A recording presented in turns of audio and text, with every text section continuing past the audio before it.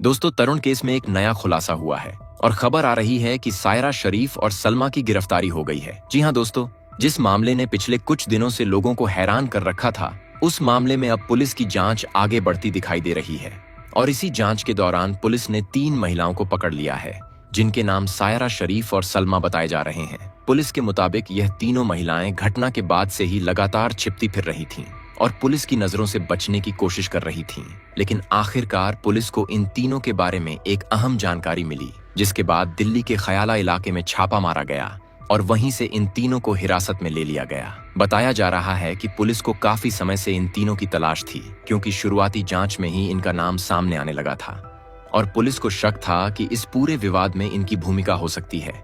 इसलिए जैसे ही इनकी लोकेशन के बारे में जानकारी मिली, पुलिस की टीम तुरंत वहां पहुंची और तीनों को पकड़ लिया। अब पुलिस इन तीनों महिलाओं से लगातार पूछताछ कर रही है और यह जानने की कोशिश कर रही है कि आखिर उस दिन जो कुछ हुआ उसमें किसकी क्या भूमिका थी और विवाद किस तरह से इतना बढ़ गया कि मामला हिंसा तक पहुंच गया। पुलिस अधिकारियों का कहना है कि अभी जांच का दायरा बढ़ाया जा रहा है और यह भी संभव है कि आने वाले दिनों में इस मामले में और लोगों के नाम सामने आए, क्योंकि कई गवाहों के बयान लिए जा रहे हैं और आसपास लगे सीसीटीवी कैमरों की फुटेज भी देखी जा रही है, ताकि यह साफ हो सके कि उस दिन आखिर पूरा घटनाक्रम किस तरह से हुआ था। पुलिस का यह भी कहना है कि इस मामले में जो भी दोषी पाया जाएगा, उसके खिलाफ सख्त कानूनी कार्रवाई की जाएगी और किसी को भी बख्शा नहीं जाएगा। पुलिस की शुरुआती कार्रवाई में यह साफ नजर आ रहा है कि जांच काफी गंभीर तरीके से की जा रही है। अधिकारियों के मुताबिक तीनों महिलाओं से अलग अलग पूछताछ की जा रही है, ताकि उनके बयानों की सच्चाई को समझा जा सके और यह पता लगाया जा सके कि विवाद आखिर किस वजह से शुरू हुआ था। पुलिस के पास कुछ ऐसे इनपुट भी आए हैं जिनसे यह संकेत मिलते हैं कि इस मामले में कुछ और लोग भी शामिल हो सकते हैं। इसलिए जांच को और आगे बढ़ाया जा रहा है। पुलिस की कई टीमें अलग अलग एंगल से इस मामले की जांच कर रही हैं और इलाके के कई लोगों से भी बातचीत की जा रही है, ताकि सच्चाई सामने आ सके। इसी बीच पुलिस की जांच में एक और अहम बात सामने आई है और वह यह कि सायरा को इस पूरे विवाद का मुख्य आरोपी माना जा रहा है। पुलिस का कहना है कि शुरुआती जांच में यह बात सामने आई है कि जिस घटना के बाद विवाद शुरू हुआ, उसमें सायरा की भूमिका सबसे ज्यादा सामने आ रही है और उसी के बाद यह पूरा मामला धीरे धीरे बढ़ता चला गया। बताया जा रहा है कि उस दिन हुई एक छोटी सी घटना ने धीरे धीरे बड़ा रूप ले लिया और उसी के बाद माहौल इतना बिगड़ गया कि बात हाथापाई तक पहुंच गई। पुलिस अब यह समझने की कोशिश कर रही है कि उस दिन आखिर ऐसा क्या हुआ था जिसकी वजह से इतना बड़ा विवाद खड़ा हो गया।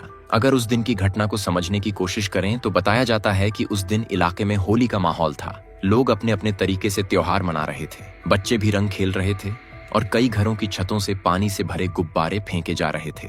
उसी दौरान एक बच्ची अपनी छत पर खड़ी होकर रंग भरे गुब्बारे फेंक रही थी। बताया जाता है कि उसी दौरान एक गुब्बारा नीचे से गुजर रही एक महिला के ऊपर जा गिरा और उस गुब्बारे के अंदर भरा हुआ रंग का पानी उस महिला के कपड़ों पर पड़ गया। जैसे ही यह घटना हुई, वहां मौजूद लोगों के बीच हलचल शुरू हो गई। बताया जाता है कि जिस बच्ची से यह गुब्बारा गिरा था, उसने तुरंत अपने परिवार के लोगों को इस बारे में बताया और परिवार की तरफ से उस महिला से माफी भी मांगी गई। परिवार के लोगों का कहना था कि बच्ची से गलती हो गई है और उसका किसी को परेशान करने का कोई इरादा नहीं था, लेकिन इसके बावजूद मामला शांत नहीं हुआ, बल्कि धीरे धीरे विवाद बढ़ने लगा। बताया जा रहा है कि जिस महिला पर रंग का पानी गिरा था, वह इस बात से काफी नाराज हो गई और उसने इस बात को लेकर वहीं पर विरोध जताना शुरू कर दिया। परिवार के लोगों ने उसे समझाने की कोशिश की और कहा कि बच्ची से गलती हो गई है, लेकिन महिला का गुस्सा कम नहीं हुआ। बताया जाता है कि इसके बाद वह महिला अपने घर की तरफ चली गई और वहां जाकर अपने परिवार के लोगों को इस बारे में बताने लगी। उसने अपने घर वालों से कहा कि उसके ऊपर जानबूझकर गुब्बारा फेंका गया है और उसके कपड़े खराब कर दिए गए हैं। घर के अंदर यह बात जैसे ही फैलने लगी, वैसे वैसे माहौल भी गर्म होने लगा। बताया जाता है कि घर के कई सदस्य इस बात को लेकर नाराज हो गए और उन्होंने भी इस घटना को लेकर नाराजगी जतानी शुरू कर दी। धीरे धीरे यह बात आसपास के लोगों तक भी पहुंचने लगी और कुछ ही देर में दोनों पक्षों के लोग आमने सामने आने लगे। बताया जाता है कि उस समय इलाके में पहले से ही होली का माहौल था और कई लोग बाहर मौजूद थे। इसलिए जब यह विवाद बढ़ने लगा तो आसपास के लोग भी इकट्ठा होने लगे। कुछ लोग इस पूरे मामले को समझने की कोशिश कर रहे थे तो कुछ लोग अपने अपने तरीके से प्रतिक्रिया दे रहे थे। इसी दौरान दोनों पक्षों के बीच बहस भी शुरू हो गई। एक तरफ बच्ची का परिवार यह कह रहा था कि गलती से गुब्बारा गिर गया और इसके लिए माफी भी मांगी जा चुकी है, जबकि दूसरी तरफ से लगातार नाराजगी जताई जा रही थी। बहस धीरे धीरे तेज होने लगी और माहौल बिगड़ने लगा। बताया जाता है कि कई लोग बीच बचाव करने की कोशिश भी कर रहे थे ताकि मामला शांत हो जाए, लेकिन उस समय गुस्से का माहौल इतना ज्यादा था कि किसी की बात ठीक से सुनी नहीं जा रही थी। जैसे जैसे समय बीत रहा था वैसे वैसे इलाके में तनाव बढ़ता जा रहा था। कुछ लोग अपने अपने घरों के बाहर खड़े होकर यह सब देख रहे थे और कई लोग आपस में इस घटना को लेकर बातें कर रहे थे। माहौल में बेचैनी साफ महसूस की जा सकती थी क्योंकि छोटी सी घटना अब बड़े विवाद में बदलती दिखाई दे रही थी। बताया जाता है कि शाम से शुरू हुआ यह विवाद धीरे धीरे रात तक खिंचता चला गया और जैसे जैसे रात का समय करीब आता गया वैसे वैसे दोनों पक्षों के बीच तनाव और ज्यादा बढ़ता गया। आसपास के लोग भी यह समझने लगे थे कि मामला अब सिर्फ बहस तक सीमित नहीं रहेगा बल्कि कभी भी स्थिति और बिगड़ सकती है। इसलिए कई लोग अपने घरों के अंदर चले गए जबकि कुछ लोग बाहर खड़े होकर पूरे घटनाक्रम पर नजर बनाए हुए थे। रात होते होते इलाके का माहौल पूरी तरह तनावपूर्ण हो चुका था और लोगों को लगने लगा था कि अगर समय रहते इस विवाद को शांत नहीं किया गया तो स्थिति और ज्यादा खराब हो सकती है। रात का समय बढ़ता जा रहा था और इलाके में फैला हुआ तनाव अब साफ दिखाई देने लगा था। आसपास के लोग भी यह महसूस करने लगे थे कि स्थिति सामान्य नहीं रही है और कभी भी कोई बड़ी घटना हो सकती है। बताया जाता है कि देर रात तक दोनों पक्षों के बीच बहस का माहौल बना हुआ था और कई लोग अलग अलग जगह खड़े होकर इस पूरे विवाद को देख रहे थे। इसी दौरान धीरे धीरे दोनों पक्षों के लोग आमने सामने आने लगे। बताया जाता है कि रात का समय लगभग 10 से 11 बजे के बीच का था जब इलाके में तनाव अपने चरम पर पहुंचता दिखाई देने लगा। कई लोग पहले से ही इकट्ठा हो चुके थे और दोनों तरफ से गुस्से भरे शब्दों का आदान प्रदान हो रहा था। माहौल ऐसा हो गया था कि किसी भी समय स्थिति हाथ से निकल सकती थी। कुछ लोग बीच बचाव की कोशिश भी कर रहे थे लेकिन वहां मौजूद कई लोगों के चेहरे पर साफ दिखाई दे रहा था कि अब मामला सिर्फ बहस तक सीमित नहीं रहने वाला है। इसी बीच एक और अहम घटना होती है और वह यह कि उसी समय तरुण अपने घर लौट रहा था। बताया जाता है कि तरुण उस पूरे विवाद से बिल्कुल अनजान था। उसे यह तक पता नहीं था कि कुछ समय पहले इलाके में क्या हुआ है और किस वजह से इतना तनाव पैदा हो गया है। जानकारी के अनुसार तरुण अपने दोस्तों के साथ बाहर गया हुआ था और देर रात वह अपने घर की तरफ वापस लौट रहा था। जैसे ही तरुण अपने इलाके में पहुंचा उसने देखा कि आसपास कुछ लोग खड़े हैं और माहौल थोड़ा अलग दिखाई दे रहा है, लेकिन उसे अभी तक पूरी जानकारी नहीं थी कि कुछ देर पहले क्या हुआ था। बताया जाता है कि जैसे ही वह अपने घर के पास पहुंचा तभी अचानक माहौल और ज्यादा बिगड़ गया। आरोप है कि उसी समय वहां मौजूद कुछ लोगों ने तरुण को घेर लिया। बताया जाता है कि पहले कुछ लोगों ने उसे घेर कर सवाल पूछने शुरू किए और देखते ही देखते वहां मौजूद कई लोग उसके आसपास जमा हो गए। कुछ ही पलों में स्थिति इतनी तेजी से बदल गई कि किसी को समझने का मौका तक नहीं मिला और भीड़ ने तरुण को चारों तरफ से घेर लिया। गवाहों के अनुसार हमलावरों के हाथों में अलग अलग चीजें थीं। किसी के हाथ में क्रिकेट बैट था, किसी के हाथ में लाठी थी, कुछ लोगों के हाथों में डंडे और पत्थर भी बताए जाते हैं। आरोप है कि अचानक ही तरुण पर हमला शुरू कर दिया गया और कई लोग एक साथ उस पर टूट पड़े। बताया जाता है कि तरुण को संभलने का मौका तक नहीं मिला क्योंकि हमला बहुत अचानक हुआ था। आसपास खड़े कुछ लोगों ने यह सब होते देखा, लेकिन उस समय स्थिति इतनी तेजी से बिगड़ रही थी कि कोई तुरंत आगे बढ़कर रोक नहीं पाया। कुछ लोगों ने बीच बचाव की कोशिश की, लेकिन भीड़ का गुस्सा उस समय इतना ज्यादा था कि किसी की बात नहीं सुनी जा रही थी। हमले के दौरान तरुण को लगातार मारा गया। आरोप है कि क्रिकेट बैट, लाठी, डंडों और पत्थरों से उस पर वार किए गए, जिससे वह गंभीर रूप से घायल हो गया। बताया जाता है कि कुछ ही देर में उसकी हालत बेहद खराब हो गई और वह जमीन पर गिर पड़ा, लेकिन इसके बावजूद हमलावरों का हमला रुकने का नाम नहीं ले रहा था। इसी दौरान तरुण के परिवार के लोगों को भी इस घटना की जानकारी मिलने लगी। बताया जाता है कि घर के अंदर मौजूद परिवार के लोगों ने बाहर से आ रही आवाजें सुनी और उन्हें लगा कि बाहर कुछ गंभीर हो रहा है। जब उन्होंने बाहर निकलने की कोशिश की तो परिवार की तरफ से यह आरोप लगाया गया कि घर का दरवाजा बाहर से बंद कर दिया गया था। परिवार का कहना है कि उन्होंने दरवाजा खोलने की कोशिश की, लेकिन दरवाजा बाहर से बंद होने की वजह से वे तुरंत बाहर नहीं निकल पाए और इसी वजह से वे अपने बेटे तक समय पर नहीं पहुंच सके। यह आरोप भी लगाया गया कि अगर उस समय दरवाजा बंद न किया गया होता तो शायद परिवार के लोग समय रहते बाहर निकलकर तरुण को बचाने की कोशिश कर सकते थे। बताया जाता है कि कुछ देर बाद जब दरवाजा खुला और परिवार के लोग बाहर पहुंचे, तब तक तरुण बुरी तरह घायल हो चुका था। उसके शरीर पर गंभीर चोटों के निशान थे और वह खून से लथपथ हालत में पड़ा हुआ था। आसपास मौजूद कुछ लोगों ने तुरंत मदद करने की कोशिश की और उसे अस्पताल ले जाने का फैसला किया गया, परिवार के लोग और आसपास के कुछ लोग मिलकर तरुण को अस्पताल ले जाने की कोशिश करने लगे।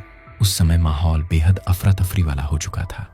कई लोग घबराए हुए थे और हर कोई यही कोशिश कर रहा था कि किसी तरह तरुण को जल्दी से जल्दी अस्पताल पहुंचाया जाए। बताया जाता है कि गंभीर हालत में तरुण को अस्पताल ले जाया गया, जहां डॉक्टरों ने उसका इलाज शुरू किया, लेकिन उसकी हालत बेहद नाजुक बनी हुई थी। हमले के दौरान लगी चोटें बहुत गंभीर बताई जा रही थीं और डॉक्टर लगातार उसे बचाने की कोशिश कर रहे थे। लेकिन कुछ समय बाद खबर आई जिसने पूरे इलाके को झकझोर कर रख दिया। जानकारी के अनुसार इलाज के दौरान तरुण की हालत लगातार बिगड़ती चली गई और आखिरकार उसकी मौत हो गई। जैसे ही यह खबर इलाके में फैली, माहौल और ज्यादा तनावपूर्ण हो गया। तरुण की निधन की खबर सुनते ही उसके परिवार में मातम छा गया। परिवार के लोग पूरी तरह टूट चुके थे, क्योंकि जिस बेटे के साथ कुछ समय पहले तक वे सामान्य जिंदगी जी रहे थे, वह अब हमेशा के लिए उनसे दूर हो चुका था। इधर इलाके में भी स्थिति काफी तनावपूर्ण हो गई। कई लोग इस घटना को लेकर नाराजगी जाहिर करने लगे और धीरे धीरे यह मामला पूरे इलाके में चर्चा का विषय बन गया। लोग अलग अलग तरीके से इस घटना पर प्रतिक्रिया देने लगे। कुछ ही समय में यह खबर आसपास के इलाकों में भी फैलने लगी और लोगों के बीच इस घटना को लेकर गुस्सा दिखाई देने लगा। कई लोग यह सवाल उठाने लगे कि आखिर इतनी छोटी सी बात कैसे इतनी बड़ी घटना में बदल गई। जैसे जैसे यह खबर फैलती गई, वैसे वैसे यह मामला सोशल मीडिया तक भी पहुंच गया और देखते ही देखते यह घटना इंटरनेट पर चर्चा का विषय बन गई। कई लोग इस मामले को लेकर पोस्ट करने लगे। वीडियो और जानकारी अलग अलग प्लेटफॉर्म पर साझा की जाने लगी। सोशल मीडिया पर इस घटना को लेकर अलग अलग प्रतिक्रियाएं सामने आने लगी। कुछ लोग न्याय की मांग कर रहे थे तो कुछ लोग पूरे मामले की निष्पक्ष जांच की बात कह रहे थे। देखते ही देखते यह मामला तेजी से वायरल होने लगा और कई जगहों पर लोग इस घटना के बारे में बात करने लगे। इस बीच इलाके में सुरक्षा को लेकर भी चिंता बढ़ने लगी, क्योंकि लोगों को डर था कि कहीं यह मामला और ज्यादा ना बढ़ जाए। इसलिए प्रशासन और पुलिस की नजर भी लगातार इस पूरे इलाके पर बनी हुई थी और स्थिति को नियंत्रण में रखने की कोशिश की जा रही थी। तरुण के निधन के बाद यह मामला अब सिर्फ एक झगड़े का मामला नहीं रह गया था, बल्कि यह एक गंभीर आपराधिक घटना में बदल चुका था। और इसी के साथ अब पुलिस की जांच और भी तेज हो गई, क्योंकि अब सवाल सिर्फ विवाद का नहीं बल्कि एक जान जाने का था। और इसी बिंदु से इस मामले की जांच ने एक नया मोड़ लेना शुरू कर दिया, जहां से आगे की कार्रवाई और भी तेज होनी शुरू हो गई, क्योंकि अब यह मामला केवल एक झगड़े तक सीमित नहीं रहा था, बल्कि यह एक ऐसा मामला बन चुका था जिसमें एक युवक का निधन हो चुका था और पूरे इलाके में तनाव का माहौल बना हुआ था। ऐसे में पुलिस पर भी दबाव बढ़ने लगा कि इस पूरे मामले की सच्चाई सामने लाई जाए और जिन लोगों की इसमें भूमिका है उनके खिलाफ सख्त कार्रवाई की जाए। इसी के बाद पुलिस ने अपनी कार्रवाई तेज की और सबसे पहले उन लोगों की पहचान करने की कोशिश शुरू की जो उस रात की घटना के दौरान मौके पर मौजूद थे। जानकारी जुटाने के बाद पुलिस ने शुरुआती दौर में 7 लोगों को गिरफ्तार किया। बताया जाता है कि इन 7 लोगों में एक नाबालिग भी शामिल था, जिसे अलग प्रक्रिया के तहत हिरासत में लिया गया। पुलिस का कहना था कि यह शुरुआती गिरफ्तारी उस आधार पर की गई थी जो बयान परिवार और आसपास मौजूद लोगों ने दिए थे। लेकिन पुलिस की कार्रवाई यहीं नहीं रुकी, क्योंकि जैसे जैसे जांच आगे बढ़ी वैसे वैसे और भी नाम सामने आने लगे। पुलिस ने इलाके में मौजूद कई लोगों से पूछताछ की, गवाहों के बयान दर्ज किए और आसपास लगे सीसीटीवी कैमरों की फुटेज भी खंगालनी शुरू कर दी। इसी दौरान पुलिस को कुछ और अहम सुराग मिले, जिसके आधार पर आगे की गिरफ्तारी की गई। बताया जाता है कि शुरुआती 7 लोगों के बाद पुलिस ने और भी आरोपियों को गिरफ्तार किया और धीरे धीरे गिरफ्तारियों की संख्या बढ़ने लगी। जांच के दौरान कई लोगों की भूमिका सामने आई, जिसके बाद उन्हें भी हिरासत में लिया गया। पुलिस अधिकारियों के मुताबिक इस पूरे मामले में अब तक कुल 14 लोगों को गिरफ्तार किया जा चुका है और कुछ अन्य लोगों से भी पूछताछ की जा रही है। पुलिस का कहना है कि यह गिरफ्तारी अलग अलग सबूतों और गवाहों के बयानों के आधार पर की गई है और जैसे जैसे जांच आगे बढ़ेगी वैसे वैसे और भी लोगों की भूमिका सामने आ सकती है। इसीलिए जांच अभी भी जारी है और पुलिस हर उस व्यक्ति तक पहुंचने की कोशिश कर रही है जो उस रात की घटना में शामिल था। इसी दौरान पुलिस की तरफ से इस मामले को लेकर आधिकारिक बयान भी सामने आया, जिसमें द्वारका जिले के डीसीपी कुशल पाल सिंह ने मीडिया से बात करते हुए कहा कि पुलिस इस मामले को बहुत गंभीरता से ले रही है और शुरुआत से ही लगातार कार्रवाई की जा रही है। उन्होंने बताया कि अब तक कई लोगों को गिरफ्तार किया जा चुका है और बाकी संदिग्धों की भी पहचान की जा रही है। डीसीपी कुशल पाल सिंह ने यह भी कहा कि पुलिस ने जो भी गिरफ्तारी की है वह पूरी जांच के आधार पर की गई है और किसी भी आरोपी को बख्शा नहीं जाएगा। उन्होंने यह भी बताया कि इस मामले में पीड़ित परिवार के बयानों के आधार पर SC/ST एक्ट के प्रावधान भी जोड़े गए हैं ताकि मामले की पूरी तरह कानूनी जांच की जा सके। पुलिस अधिकारियों का कहना है कि घटना की सच्चाई सामने लाने के लिए इलाके में लगे सीसीटीवी कैमरों की फुटेज भी देखी जा रही है और जो लोग उस समय मौके पर मौजूद थे उनके बयान भी दर्ज किए जा रहे हैं। कई प्रत्यक्षदर्शियों ने पुलिस को बताया कि उस रात क्या हुआ था और किस तरह से अचानक भीड़ ने हमला कर दिया था। इन सभी बयानों और फुटेज को जांच का हिस्सा बनाया गया है ताकि यह स्पष्ट हो सके कि उस रात की घटना में कौन कौन शामिल था और किसकी क्या भूमिका थी। पुलिस का कहना है कि तकनीकी सबूतों और गवाहों के बयानों के आधार पर ही आगे की कार्रवाई की जाएगी। इधर दूसरी तरफ इस घटना के बाद इलाके में लोगों का गुस्सा भी बढ़ने लगा था। तरुण के निधन की खबर फैलने के बाद कई लोग सड़कों पर उतर आए और न्याय की मांग करने लगे। कई स्थानीय लोगों और संगठनों ने इस घटना का विरोध किया और आरोपियों के खिलाफ सख्त कार्रवाई की मांग की। बताया जाता है कि कई हिंदू संगठनों ने भी इस घटना को लेकर प्रदर्शन किया और इलाके में विरोध जताया। प्रदर्शन के दौरान लोगों ने सड़कों पर नारे लगाए और प्रशासन से मांग की कि इस मामले में दोषियों के खिलाफ कड़ी से कड़ी कार्रवाई की जाए। कुछ जगहों पर लोगों ने सड़क जाम भी कर दिया, जिसके कारण इलाके में यातायात प्रभावित हुआ। पुलिस को स्थिति संभालने के लिए मौके पर अतिरिक्त बल तैनात करना पड़ा ताकि माहौल और ज्यादा खराब न हो सके। इसी के चलते प्रशासन ने सुरक्षा व्यवस्था को और मजबूत कर दिया। इलाके में अतिरिक्त पुलिस बल तैनात किया गया और लगातार निगरानी रखी जाने लगी ताकि किसी भी तरह की अप्रिय स्थिति को रोका जा सके। प्रशासन का कहना था कि उनका पहला उद्देश्य इलाके में शांति बनाए रखना है, इसलिए पुलिस की टीम लगातार गश्त कर रही थी और किसी भी तरह की अफवाह को फैलने से रोकने की कोशिश की जा रही थी। इसी बीच प्रशासन ने एक और बड़ा कदम उठाया जिसने इस मामले को और चर्चा में ला दिया। जानकारी के अनुसार मुख्य आरोपियों में से एक के घर पर बुलडोजर कार्रवाई की गई। बताया जाता है कि प्रशासन की टीम ने उस मकान की जांच की और यह पाया कि उसमें कुछ हिस्से अवैध तरीके से बनाए गए थे। इसके बाद प्रशासन की टीम मौके पर पहुंची और अवैध निर्माण वाले हिस्से को गिराने की कार्रवाई शुरू कर दी। यह कार्रवाई होते ही इलाके में लोगों के बीच चर्चा का माहौल बन गया, क्योंकि कई लोगों ने इसे सख्त कदम बताया, जबकि कुछ लोग इसे लेकर सवाल भी उठा रहे थे।